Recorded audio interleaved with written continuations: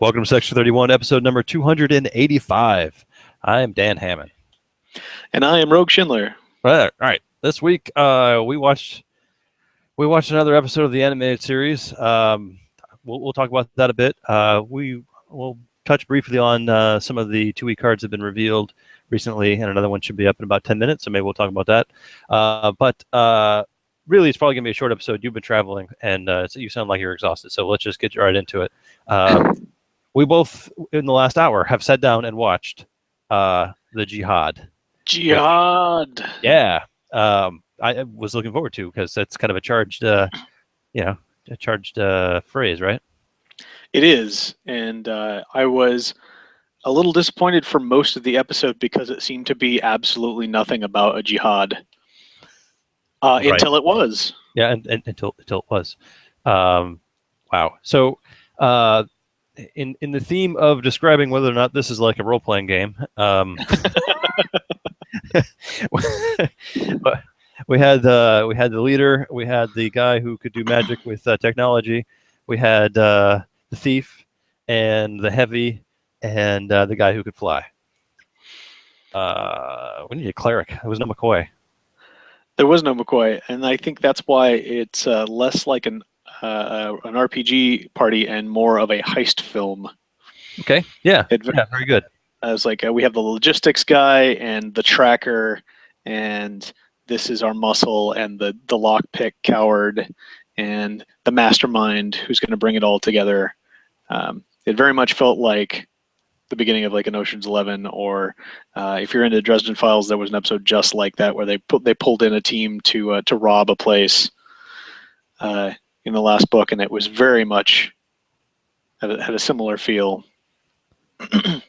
Yeah, sci-fi heist movie. Yeah. So there's a sci-fi MacGuffin, and everyone's got to go get it, and it's on a planet that's weird. And we've brought in. Oh, I forgot about the tracker. There's a ranger too. Who has got the hots for Kirk? Yeah, it's like completely unreciprocated, right?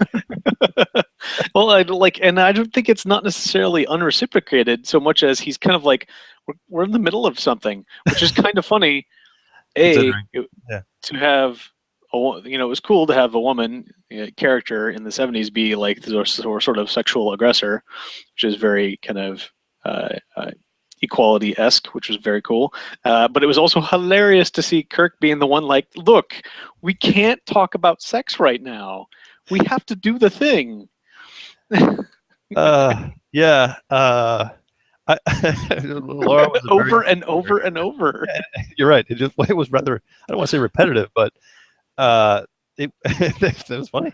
I thought that was pretty good. Yeah. And a couple of times it was like, well, I'm going to go scouting. Well, I'll go scouting with you. Like, oh, I'm going to check. You know what? Let's go over here together. And then at the end, it's just like they're all in a room and like, this could be it.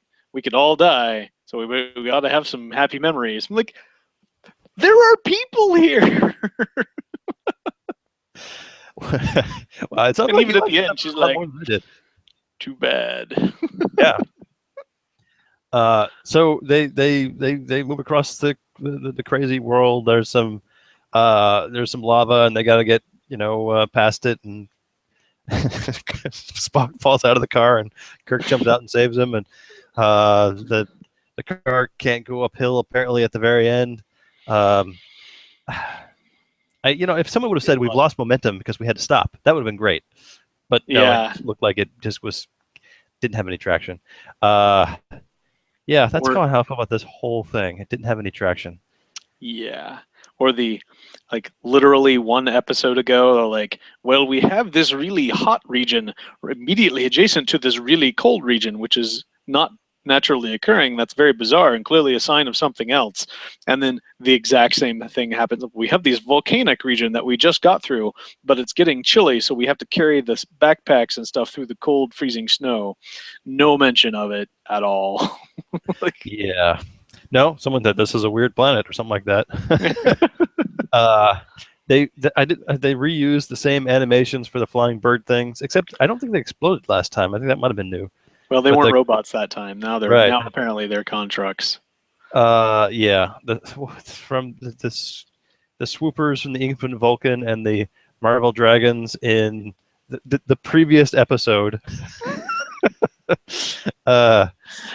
Anyway, Yep.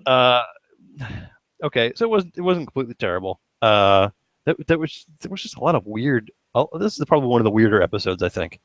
When they got to the end and they found it, and they said it was up high where they couldn't get to it. It really didn't look like it. They never really. It looked like they just walk over and pick it up. Agreed. I was like, they're like, well, we need some special equipment to climb up there. I'm like, climb up where? Why don't you just walk over there, and then you know. Like the enemy's gate. The enemy's gate is down. Yeah. Like, we need to get up on the wall so that we can jump down on it or something. Yeah. I was surprised at the person who was the turncoat. I did not see that coming. I expected it to be that was cool. One of the wacky aliens, the Bug Man or the Lizard Man. Sorry, Sword. Yes. Was Sword a whatchamacallit? A Gorn? Yeah. He kind of looked like a Gorn, and I thought they said Gorn during the opening intro from the crazy cat lady who sent them all on this mission, who was from the most ancient spacefaring race that they know of that we've never heard of before. But I don't know. I don't think he was necessarily a Gorn. Yeah, I'm looking at the thing and it just says a powerful reptilian. Yeah, I did like that they said it. They kind of set it up for the really tired stereotype. Oh, well, this is the beefy warrior type, and he has, you know, and we have the cowardly technical type, and they're going to be at odds, and they have to help, but they have to help each other, and they didn't like fight or anything. They were actually kind of, you know, he was aggressive, but he wasn't like, you guys are all wimps, and I'm, you know, it was very cool. They all kind of seemed to work together, even though they had different strengths and weaknesses. Yeah, I mean, it was an interesting team, if nothing else. EM3, the green guy, he was cool. Yeah. The kind of lockpick thief guy, he was certainly not, you know. I like the idea of he was getting cold and tired because he was in a cold place. But that didn't really. And then I thought, well, then maybe the reptilian guy should be showing that too, except that he didn't. So I don't know. But it picked him up and carried him. That was great. The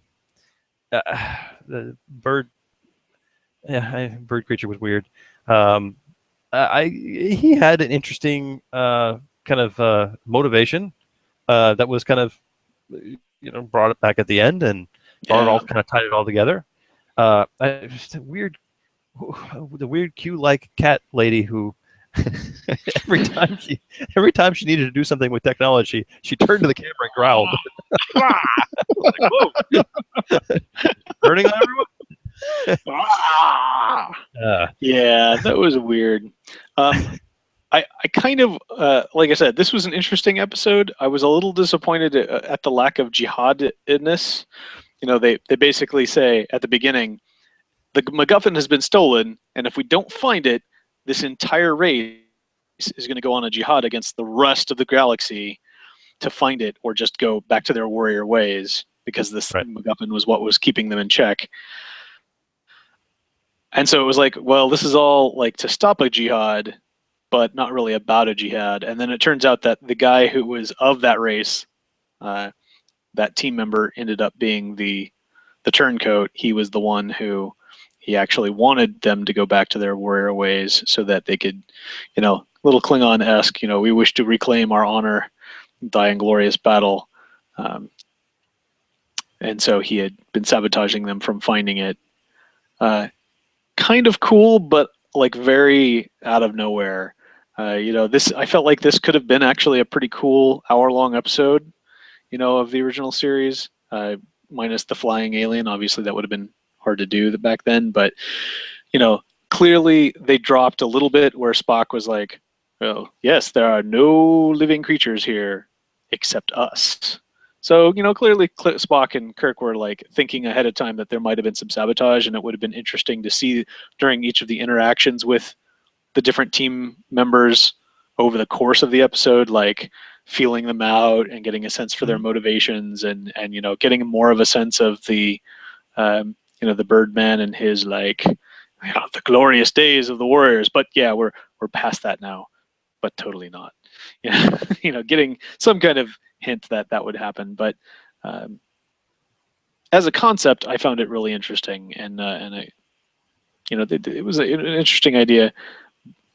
They just didn't really expand on it, and then they snapped their fingers, and nobody remembers anything. This never happened. Yes, you were gone for 2 minutes, right? Yeah, it was apparently too dangerous to know that this could happen. I guess the Q like cat people didn't want anyone to know that if the MacGuffin was stolen, that this really powerful, peaceful race would suddenly go crazy and warlike. So they wanted to keep it very hush hush.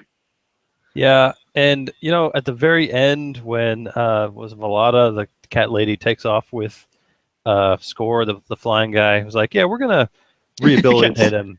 We're gonna fix his mind. It's broken. We'll just rearrange him. He'll be fine." We will cure like, him of his madness. that was kind of Whoa. creepy. Yeah. All right. Yeah, that sounds like like an AI for reflection therapy. Wow. Yeah. Well, we'll take away a treachery, give you something that you can use. Here, why don't you have cantankerousness? That'll be fun. In the end, I don't know about you, but I feel similarly to this as I did the last episode. It wasn't great, but it didn't really have any of those horrible glaring errors that we saw early in the season, or did we? Your eyes just got all bulgy. Sorry, looking at something else. Okay. No, I would agree. This is kind of a 2.5, maybe even a 3, maybe a little better than last week's episode. Yeah, I gotta go the other way. Usually I think I've been rating these consistently higher than you, but there were too many weird things in this. I just I felt myself being distracted and looking at other things. So I will go with the 2 or 2.5 to your 2.5, 3. All right. And reflection therapy AI is our card choice. It was just too creepy. I mean, that at the very end, it was like, okay, everyone's happy, and we're taking him and we're going to brainwash him pretty much. We're going to rehabilitate him.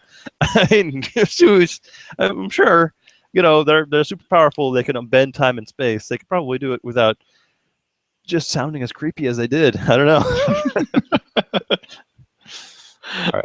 I like the idea of picking a race and like picking a card like white deprivation and saying this applies to Andorians right now because somebody stole their MacGuffin and now they're going to go crazy and kill everyone.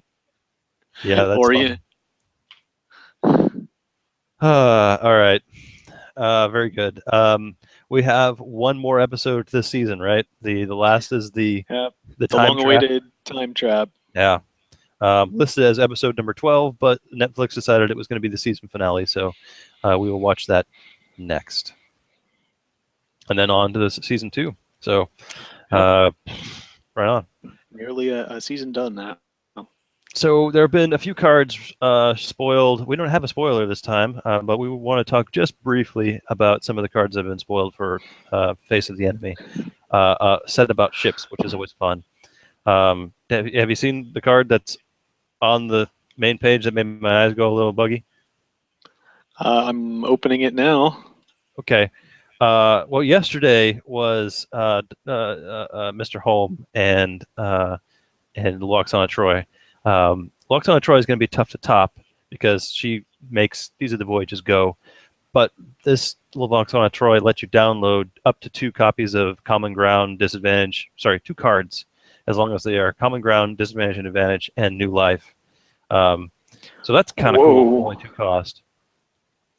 I kind of like that because I really like playing with Disadvantage and Advantage, and I think it would go well into the just a couple of decks that I've played with.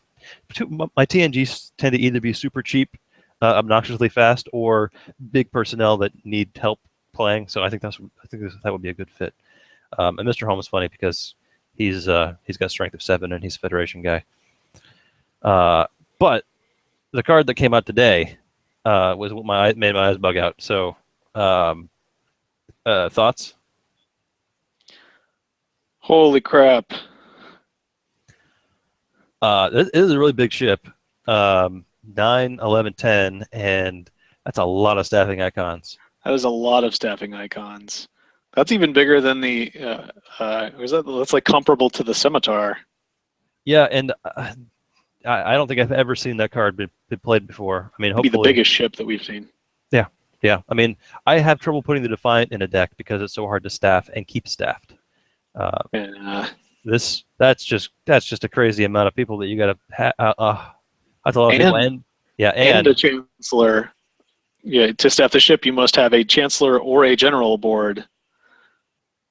I mean, it does have that You may thing. use your card, which begins combat at this mission, even if it is a headquarters mission. What? All right, so the Queensborg cube can do that, right? Or was it the sphere?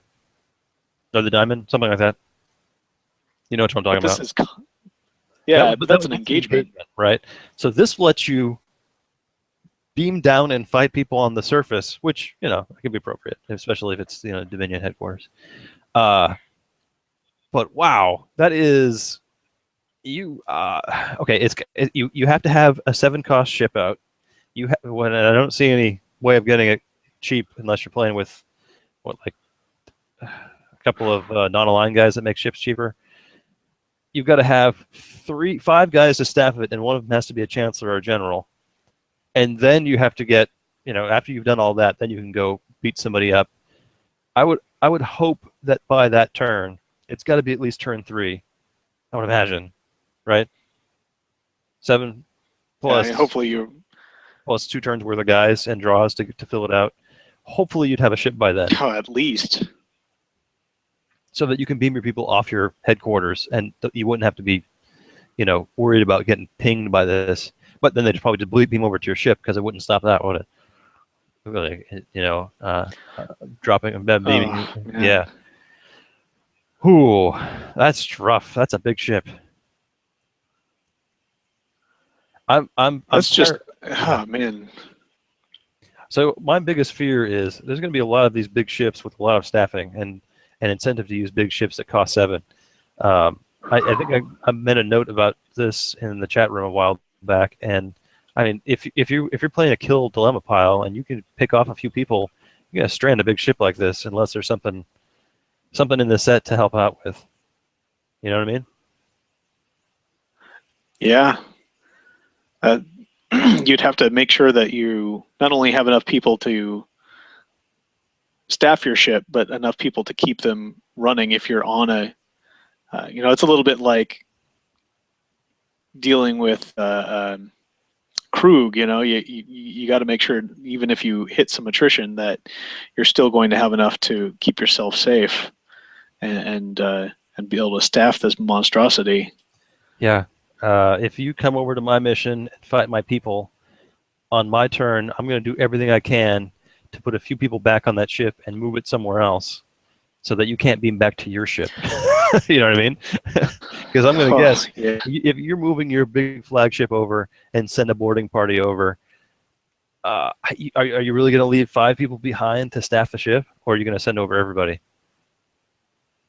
If you're jumping on board my ship, then I should be able to move it away by playing another person or 2, and ran one of your ships for a little while. I'm probably going to be decimated anyway, but maybe I can.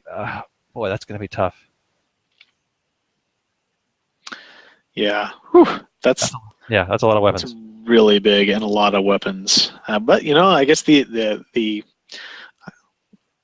logical response is play with a lot of shields. Okay.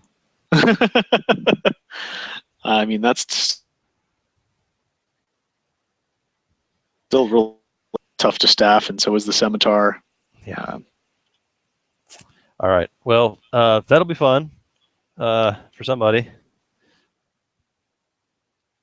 I'm looking forward to seeing what else lies in this set. That's we've seen, looks like up to 45 cards. So, or up to card number 45. So I would assume that would be the end, and we've got 28 of them. So a little less than half to go. And this should be released this Friday. So on Monday, we can have a little chat about all the cards that surprised us. Sound like a plan?